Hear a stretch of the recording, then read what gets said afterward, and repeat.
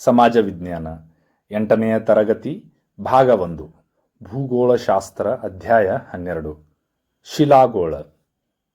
ಅಭ್ಯಾಸಗಳು: ಪ್ರಶ್ನೆಗಳಿಗೆ ಸರಳ ಮತ್ತು ಸಂಕ್ಷಿಪ್ತ ಉತ್ತರಗಳು ಧ್ವನಿ ನಿರೂಪಣೆಯೊಂದಿಗೆ. ಅಭ್ಯಾಸಗಳು: ಖಾಲಿ ಬಿಟ್ಟಿರುವ ಸ್ಥಳಗಳನ್ನು ಸೂಕ್ತ ಪದಗಳಿಂದ ಭರ್ತಿ ಮಾಡಿರಿ. ಮೊದಲನೇದ್ದು, ಭೂಖಂಡಗಳ ಮೇಲ್ಪದರ ಶಿಲಾಗೋಳ ಎಂದು ಕರೆಯುತ್ತಾರೆ. ಎರಡನೇದು, ತಗ್ಗಾದ ವಿಸ್ತಾರವಾದ ಜ್ವಾಲಾಮುಖಿ ದ್ವಾರವನ್ನು ಕ್ಲೆಡ್ರಾ ಎನ್ನುವರು.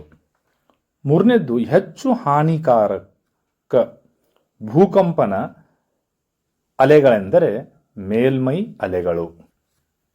ನಾಲ್ಕನೇದು, ಆರೋಹಿ ಮತ್ತು ಅವರೋಹಿ ಶಂಕುಗಳು ಅಂತರ್ಜಲಗಳಲ್ಲಿ ಸಾಮಾನ್ಯವಾಗಿರುತ್ತದೆ. ಐದನೇದು, ಮರಳು ದಂಡೆಗಳು ಸಮುದ್ರದ ಅಲೆಗಳು ಕಾರ್ಯದಿಂದ ನಿರ್ಮಿತವಾಗುತ್ತವೆ. ಪ್ರಶ್ನೆ ಸಂಖ್ಯೆ 2. ಈ ಕೆಳಗಿನ ಪ್ರಶ್ನೆಗಳಿಗೆ ಸಂಕ್ಷಿಪ್ತವಾಗಿ ಉತ್ತರಿಸಿ. ಐದನೇದು, ಭೂಮಿಯ ಅಂತರಾಳದ 3 ಪ್ರಮುಖ ಪದರುಗಳನ್ನು ತಿಳಿಸಿ. ಉತ್ತರ: ಭೂಕವಚ, ಮೆಂಟೇಲ್, ಕೇಂದ್ರಗೋಳ ಆರ್ ಭೂತಿರುಳು. ಪ್ರಶ್ನೆ ಸಂಖ್ಯೆ 7. ಕಾರ್ಯಾಚರಣೆ ಮಾಡುವ ಅವಧಿಯ ಆಧಾರದ ಮೇಲೆ ಜ್ವಾಲಾಮುಖಿಯ ವಿಧಗಳನ್ನು ಹೆಸರಿಸಿ. ಉತ್ತರ: ಕಾರ್ಯಾಚರಣೆಯ ಆಧಾರದ ಮೇಲೆ ಜ್ವಾಲಾಮುಖಿಯ ವಿಧಗಳು ಜಾಗೃತ ಜ್ವಾಲಾಮುಖಿ, ಸುಪ್ತ ಜ್ವಾಲಾಮುಖಿ, ಲುಪ್ತ ಜ್ವಾಲಾಮುಖಿಗಳು.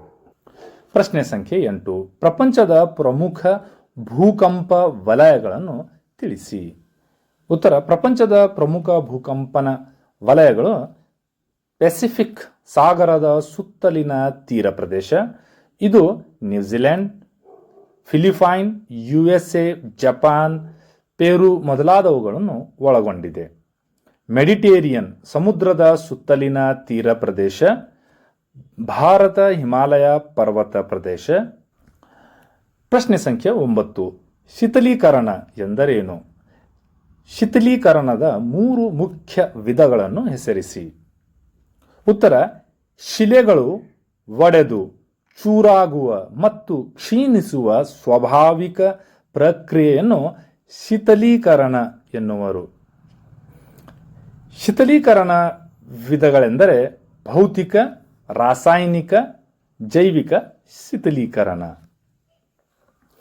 ಪ್ರಶ್ನೆ ಸಂಖ್ಯೆ 10.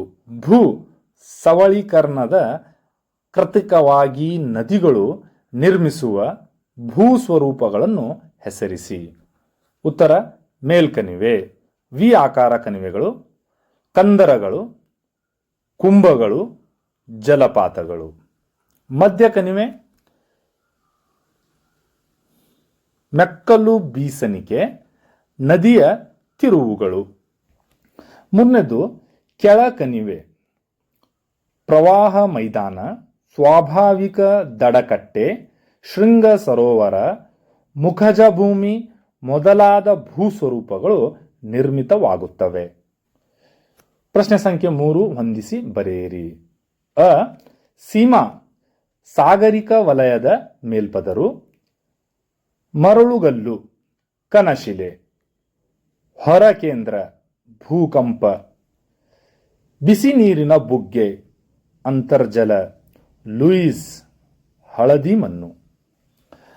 ಪ್ರಶ್ನೆ ಸಂಖ್ಯೆ 4. ಈ ಕೆಳಗಿನ ಪರಿಕಲ್ಪನೆಗಳ ಅರ್ಥ ಬರೆಯಿರಿ. 11ನೇದು, ಜಲಶಿಲೆಗಳು.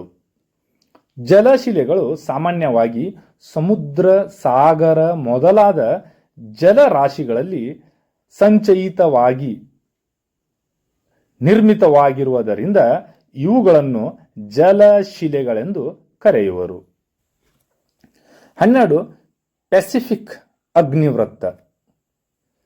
ಪೆಸಿಫಿಕ್ ಸಾಗರ ಕರಾವಳಿ ತೀರಗಳ ಜ್ವಾಲಾಮುಖಿಗಳನ್ನು ಪೆಸಿಫಿಕ್ ಅಗ್ನಿವೃತ್ತ ಎನ್ನುವರು. 13. ಭೌತಿಕ ಶೀತಲೀಕರಣ. ಶಿಲೆಗಳು ಯಾವುದೇ ರಾಸಾಯನಿಕ ಬದಲಾವಣೆಗಳಾಗದೆ ಒಡೆದು ಚೂರಾಗಿ ಮತ್ತು ಕ್ಷೀಣಿಸುವ ಕ್ರಿಯೆಯನ್ನು ಭೌತಿಕ ಶೀತಲೀಕರಣ ಎನ್ನುವರು. 14 ಶಿಲಾನಿಚೀಯಗಳು. ಹಿಮನದಿಯಿಂದ ಸಂಚಯನ ಕಾರ್ಯದಿಂದ ನಿರ್ಮಿತವಾಗುವ ಮುಖ್ಯ ಭೂ ಸ್ವರೂಪಗಳೆಂದರೆ ಶಿಲಾನಿಚೀಯಗಳು. 15 ಇಂಗಾಲಾದಿತ್ಯ ಶಿಲೆಗಳು. ಜೀವ ಅವಶೇಷಗಳಾದ ಜಲಚರಗಳ ಚಿಪ್ಪುಗಳು, ಸಸ್ಯವರ್ಗ ಮತ್ತು ಪ್ರಾಣಿ ವರ್ಗಗಳ ಪಳೆಯುಳಿಕೆಗಳು ಮಣ್ಣಿನಲ್ಲಿ ಸೇರಿ ಗಟ್ಟಿಯಾಗಿ ಜೈವಿಕ ಕಣಶಿಲೆಗಳಾಗುತ್ತವೆ. ಉದಾಹರಣೆಗೆ ಕಲ್ಲಿದ್ದಲು. ಪ್ರಶ್ನೆ ಸಂಖ್ಯೆ 16 ಸುನಾಮಿ. ಸಮುದ್ರ ಮತ್ತು ಸಾಗರ ತಳದಲ್ಲಿ ಉಂಟಾಗುವ ಭೂಕಂಪಗಳಿಂದ ಸಾಗರದಲ್ಲಿ ಅತಿ ಎತ್ತರವಾದ ಭೀಕರ ಅಲೆಗಳ ತೀರ ಪ್ರದೇಶಕ್ಕೆ ಅಪ್ಪಳಿಸುತ್ತದೆ. ಇದನ್ನೇ ಸುನಾಮಿ ಎನ್ನುವರು. 17 ಭೂಖಂಡ ಹಿಮನದಿ. ಪರ್ವತದ ಅತಿ ಎತ್ತರ ಭಾಗಗಳಲ್ಲಿ ಮತ್ತು ಧ್ರುವ ಪ್ರದೇಶಗಳಲ್ಲಿ ಮಂಜುಗಡ್ಡೆಯ ಅಗಾಧವಾದ ಹಿಮರಾಶಿಯು ಭೂಖಂಡ ಹಿಮನದಿ. 18 ಬಿಸಿ ನೀರಿನ ಚುಲುಮೆ. ಈ ಚುಲುಮೆಗಳಲ್ಲಿ ಬಿಸಿ ನೀರು ನೀರಾವಿಯೊಡನೆ ಆಗಿಂದಾಗ ಸಾಕಷ್ಟು ಎತ್ತರದವರೆಗೆ ಚಿಮ್ಮುವುದು.